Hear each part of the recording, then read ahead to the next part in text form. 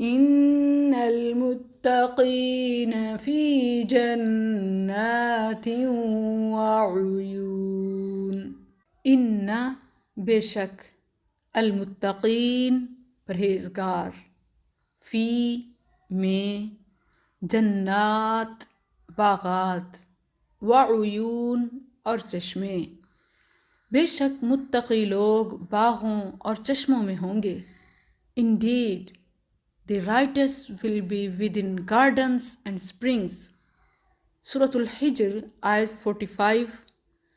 گزشتہ آیات میں گمراہ لوگوں کے برے انجام کے بعد اس آیت میں متقی لوگوں کے بہترین انجام کا ذکر ہے، اور یہ قرآن کریم کا عام انداز ہے کہ وہ دونوں پہلوؤں کا ساتھ ساتھ ذکر کرتا ہے.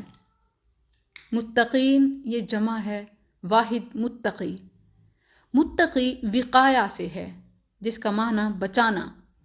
متقی وہ ہے جو دنیا میں ہر نقصان دہ چیز سے اپنے آپ کو بچاتا ہے، رب تعالیٰ اسے آخرت کے نقصان سے بچائے گا اور جنات کا وارث بنائے گا. جنات یہ جمع ہے جنہ کی. جنہ اس باغ کو کہتے ہیں اور جنات ان باغات کو کہتے ہیں جو اتنے گھنے ہوں کہ زمین کو چھپائے ہوئے ہوں.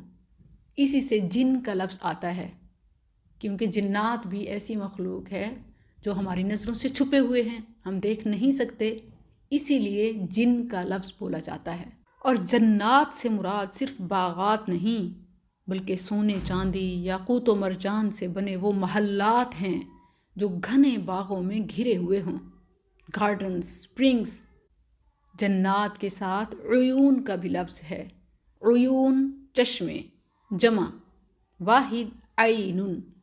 مراد وہ چشمے ہیں جن سے جنت کی نہریں نکلتی ہیں، یا الگ چشمے یعنی جگہ جگہ پھوٹ رہے ہوں گے.